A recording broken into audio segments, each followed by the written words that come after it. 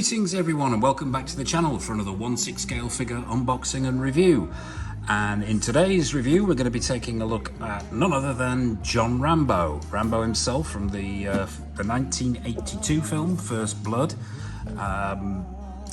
Figures by 3-0. It's the only 3-0 figure I've got in my collection. So yeah, it's a one of a kind for me. As always, we'll be taking a look at the box, diving down onto the table, looking at all the accessories that you get with your Rambo figure. Then we'll be getting him into a pose, getting him into the detail, and taking a look at how the guy displays. A massive fan of First Blood, really am. From its initial release to this day, I still think it's a fantastic film and one of the best characters I think that STALLONE created. Although controversial, I know, I am not a big fan of the sequels. I think the first film had a very strong anti-war message, which was lost, shall we say, in the sequels with a more jingoistic approach, which I wasn't that keen on. Although they are good action films, I'll say that much. I am still a massive fan of the first film and always will be, and revisited at least once a year. But that's enough about me and my First Blood love affair. So here's the box, relatively straightforward. Some stylized artwork on the front there of the man himself, which I do believe is actually lifted from the soundtrack cover and promotional pictures for the film, unless I'm very much mistaken. If I am, I'm sure someone will correct me in the comment section down below. But yeah, very nice image there, very striking. I believe this is a licensed figure. I'm pretty certain it is a licensed figure because we've got use of the name here. But yeah, we've got John Rambo in white across the top, Rambo in red in foil lettering at the bottom there. I don't know whether the camera's picking this up. They drew First Blood, not me, a line from the film. 3-0 in the bottom corner there. Spin it round and we've got a picture of the iconic machine gun he uses in the film. Rambo again across the top, John Rambo, and a silhouette of the trees here in sort of black relief around the back. We've got another picture of the figure, this time in the forest garb that he wears with the tarp on, with the M16. Or it might be an M15, I'm sure some weapons expert will correct me if I'm wrong. We've got some more foil lettering on here. You dominate the town, I am the king in the mountains. Not sure about that at all. That most certainly isn't a quote from the film, as I know the film literally line for line. So whether that's been lost in translation or misinterpreted, or maybe they didn't have access to the rights for the script, I don't know. But yeah, it is what it is. Usual warnings down below. Rambo again in red. Don't piss this figure off or it'll give you a war you'll never forget. Flip it round. Rambo, John Rambo again, the M15/16, 3-0, yeah, and that's the box. It's one of those Velcro boxes which opens up to display the figure, which is out. But over here on the inside of the cover itself, it says John Rambo again. Stop here or I'll show you the incredible war. Yeah, okay. Yeah, enough said about that. Let's close that up. But yeah, that's the box. So without further ado, let's dive down onto the table and take a look at everything you get with your John Rambo figure. Okay, so here we are down on the table with all the accessories that come with your John Rambo figure. Let's start with the hands first, but before we do that, I did a little bit of digging off camera and found out that apparently those, what I thought were misquotes, are actually quotes from the book. So that goes some way to explaining why I didn't recognize them. But anyway, on with the accessories, and let's feed my hand fetish and take a look at the 3-0 hands. Now there are 3 pairs down here, pair on the figure, so 4 pairs in total, 8 hands, which is always good. We like lots of hands. And let's take a look at one of them. This is the open palm hand. Let's get it into the camera and take a closer look. Yeah, some nice vein work, nice paint washes, nice skin texturing there, all good. Yeah, we've got some fingernail detailing, flexibility test. Yeah, there's sort of a medium. There's some give there, not too hard, not too soft. A good sort of stiffness for posing, because there's a lot of stuff that he can be gripping here. So yeah, that's all good. A good start there from 3-0. Let's take a look at maybe another one.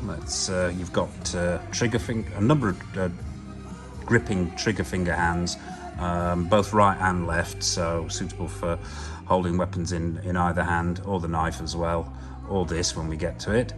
So yeah, you've also got fisted hands. There's 2 fisted hands. I think one's still on the figure, but yeah, they're all of the same quality. There's a slight reddening on the knuckles there, which is very good. So yeah, that's all the hands. Let's put those to one side. Let's take a look at these bullet belts. Now, there are a number of these bullet belts that come with the figure. You get 1, 2, 3, 4 in total, and another one for the what I believe is an M60, but don't quote me on that. Now, basically the instructions show you how to do this, and being a man, I decided to put the instructions to one side and completely ignore them, and in the process managed to misplace them. No doubt they'll turn up at some point, but so stick with me for not having the instructions. But yeah, essentially you have 2 for the waist, and I believe these are the waist ones. So 2 go around his waist, and 1 for either shoulder. Now these are molded plastic well, they actually feel more like a rubber. I don't know whether that's whether the bullets themselves are molded plastic, and this sort of black section here is rubber, but they have a sort of hard rubber feel to them. Very nice paintwork on it, considering it's plastic stroke rubber. Gives it that sort of brass look for the bullet casing itself, and with a copper tip on the end. And yeah, very good and very authentic looking. I don't know if the camera's picking that up, but yeah, they've done a very good job there, and I do like these. Yeah, so you can display them with the bullet belts if you wish, or without, but we'll get to that. While we're talking about the bullet belts, actually, let's take a look at this beast of a weapon. Now, this bullet belt comes separate, and this section of the gun lifts off. You simply slot this in, squeeze it back down, and it holds them in place quite securely as well. But the weapon itself is very nice. The detailing is excellent. The paint washes are very good. There's a little working handle on the top here. This is plastic, so I would say be very careful with that. It's all plastic, by the way. There's some nice dry brushing on the body of the gun to give it that sort of slightly scuffed and scratched look, and highlight it. Yeah, very nice. Screen accurate. Working tripod at the front. I won't even attempt to pull that down on camera because I will probably break it, knowing me. Nylon strap here, and this is actually designed to curl around his wrist when he's holding it. So there's a curl already put into this bullet belt, which has managed to slide out, but we can actually demonstrate this here, I think. If we can lift this section up, yeah, that lifts up, yeah, then you simply slot that in there, close it, push this section down, squeeze it in, and yeah, it holds the bullets in place. So that's the larger of the 2 guns. Let's take a look at the M15, M16, while we're on weapons. Once again, same quality of workmanship here, very nicely sculpted. There's some grey dry brushing here on the body of the gun.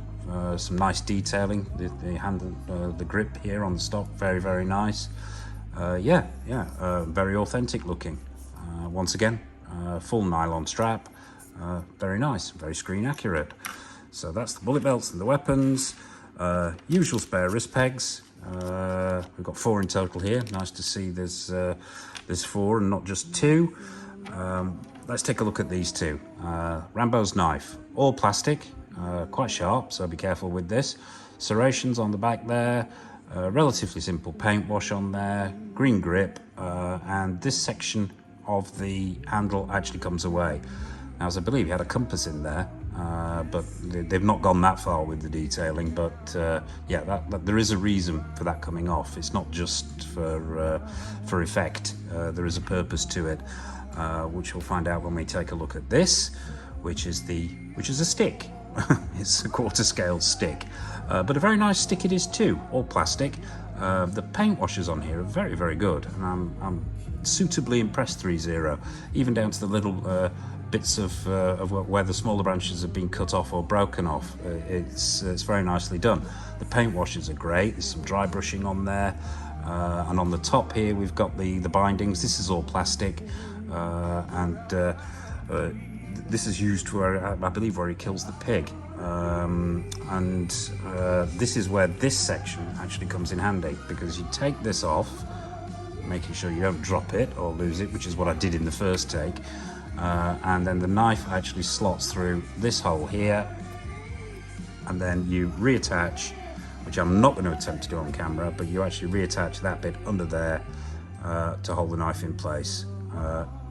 I will say that when I first got this piece, this hole here really wasn't the right size, and I had to do a little bit of work, as you can probably see there, just to widen that hole to get this knife to fit through, because I was in danger of damaging the knife itself, because this was just way too tight. But a minor issue.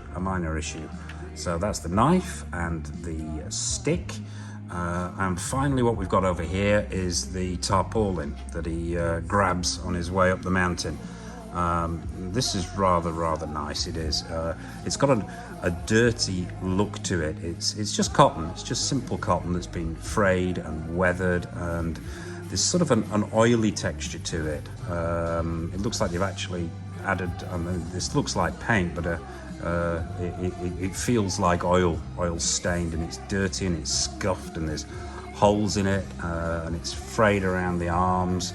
And just looks very screen accurate and authentically dirty and grimy. So yeah, and I actually prefer this look. I like the mountain look when he's first pursued up the mountain, probably a little bit more than I do the iconic machine gun and vest look, but that's just me. That's my taste. So yeah, that's the tarp, and with it also you can tell this has been displayed because it's been bound his waist. You get a wire, and this is the wire that he cuts just to put round his waist to secure the tarp on himself. Yeah, and all it is just a piece of wire, plastic coated wire, but it's been dirtied up a little bit to make it look weathered, which is nice.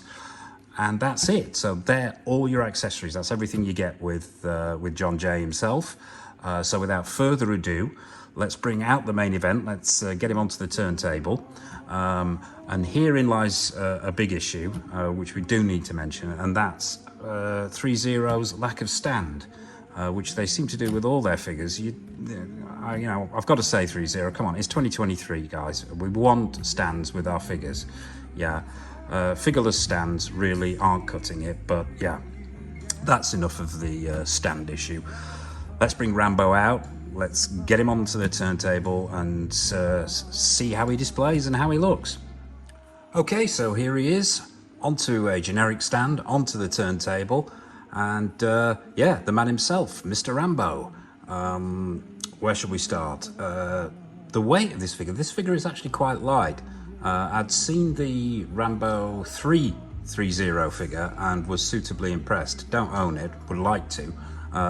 But this one, yeah, I was surprised at how light it was. That's not a bad thing. Might be difficult if you're posing without a base, but yeah, that's enough about the weight. Straight away, off the bat, very impressed, very impressed indeed. But let's do what we always do, start at the bottom and work our way up. So first of all, let's stop him spinning, if this turntable will cooperate, which it has a habit of not doing, but oh, and it worked first time. So yeah, let's bring him round and start at the bottom, work our way up, and take a closer look at him. The boots, all one piece of sculpted plastic, no split cut boot design here, pegged into the legs, very straightforward. Plastic, as I say, no laces or anything, all plastic. Bit of weathering on there, and some nice paint work. Lead us up to the jeans. Now these are very well weathered. They're dirtied all the way down, sort of from the knees down. They're dirtied, and that's continued all the way up here. And it's a nice denim material. It's quite thin, but very effective. I do like the way these jeans fall. Probably a good time to mention proportions here. I'm not 100% certain that in what 6 scale Stallone is this tall. but I'll let it go. I'll let it go. It's a minor niggle, but proportionally on the whole, it's pretty good. But yeah, nice weathered jeans, as I said. You've got a belt there. I believe that's pleather with a functioning buckle on there, plastic buckle. Some lovely stitching on these jeans. There's sort of almost a greeny blue to them in places. We bring it round. If I could move this arm out of the way, you can see there's a sheath for the knife there. Once again, pleather attached to the belt. There are straps down the side of his leg here that hold that securely in place. Bring him round to the back of those jeans. That nice stitch work continues. Let's get him straight up there. Yeah, more weathering on the back of the jeans at the back. And all the way around, just those jeans fall very nicely and look very good. I am suitably impressed. Onwards and upwards, we've got the eponymous dirty vest here. Once again, this has been, I don't know whether this is weathered or is actually the colour. It looks like there's some weathering on there. But yeah, very, very simple. T-back. Oh, it's not a T-back, but it's straightforward dirty brown vest. Let's talk about this body.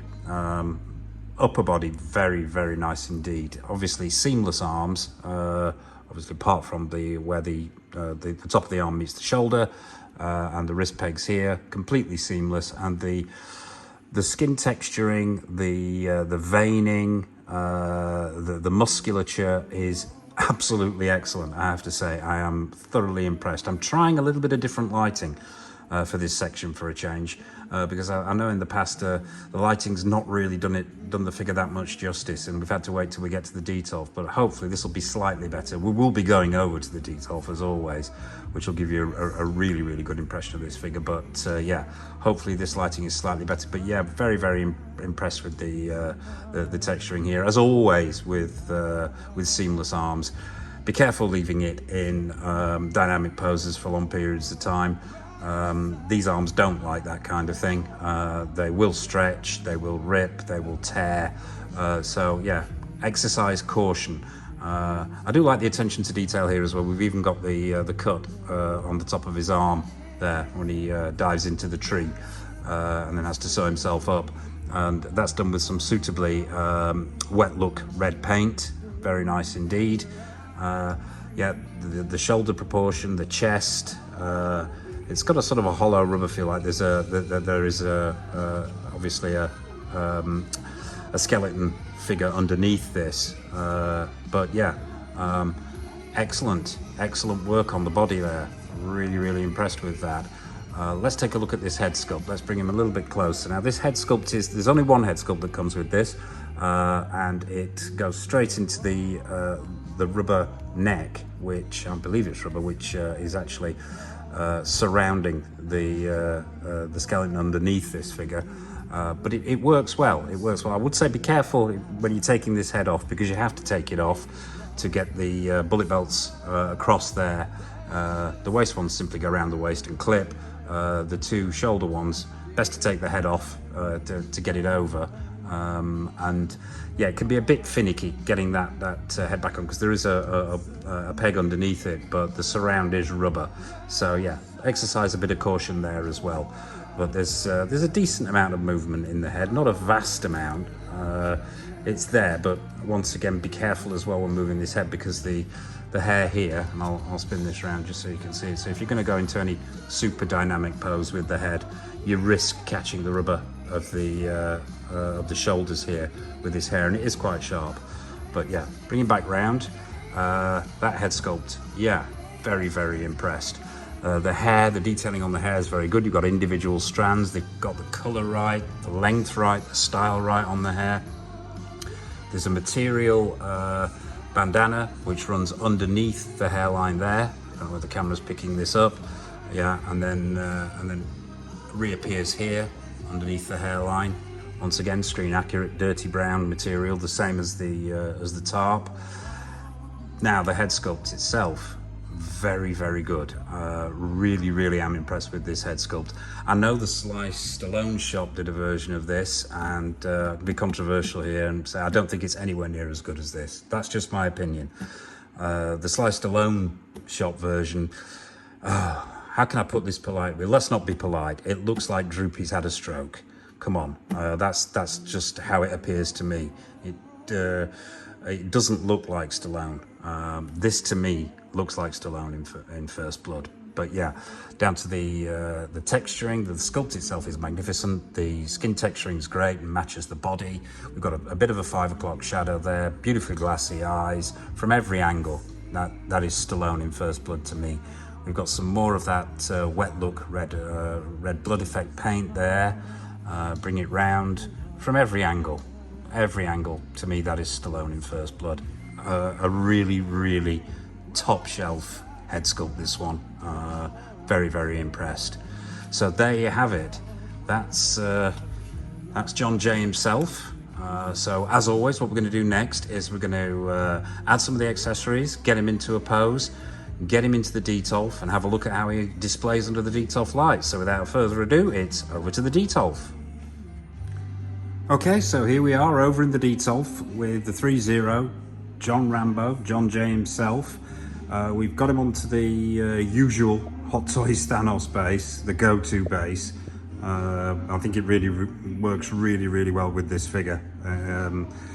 Yeah, shelf presence, absolutely. Nailed it there. Really does look impressive under these Detolf lights. Let's take a closer look. It's a relatively straightforward outfit here, but it's just been done very well. From the jeans, the boots could be slightly better. He's not the most stable on his pins, but that's a minor complaint.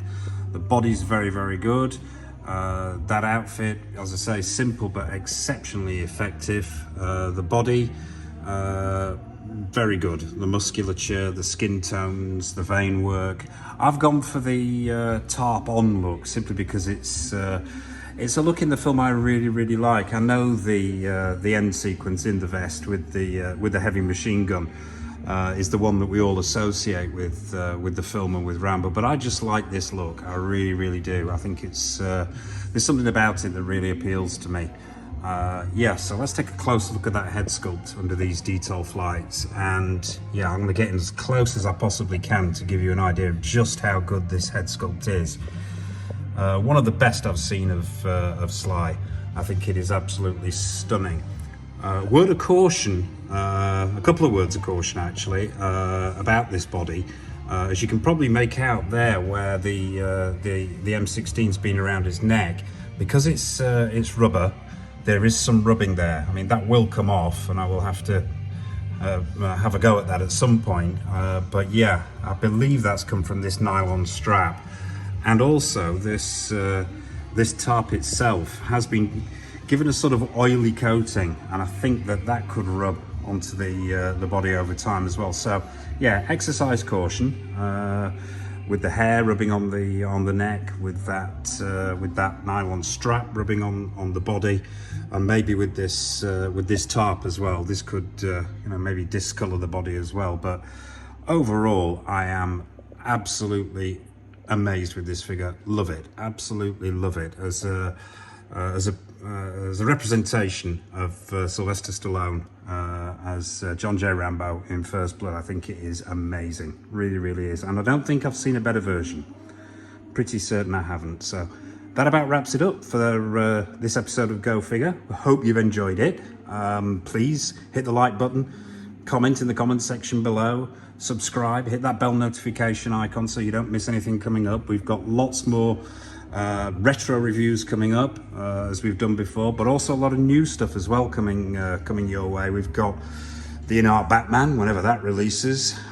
We've got the old Michael Keaton, the old Batman from the Flash movie by Hot Toys. We've got the Guitar Man from Mad Max Thunder Road. Oh, the list is endless. Sideshow Dirty Harry, that's another one. Caustic Plastic double header with Christopher Lee and Peter Cushing from The Horror of Dracula. And we'll also be taking our first foray, as we've mentioned in previous videos, and hopefully that's going to be sooner rather than later, into the quarter scale statue world with the Prime 1 and Blitzway Ellen Ripley from Aliens. But yeah, that's all from us. I suppose all it remains for me to say is look after yourselves, happy collecting, and from me and from John J, it's goodbye.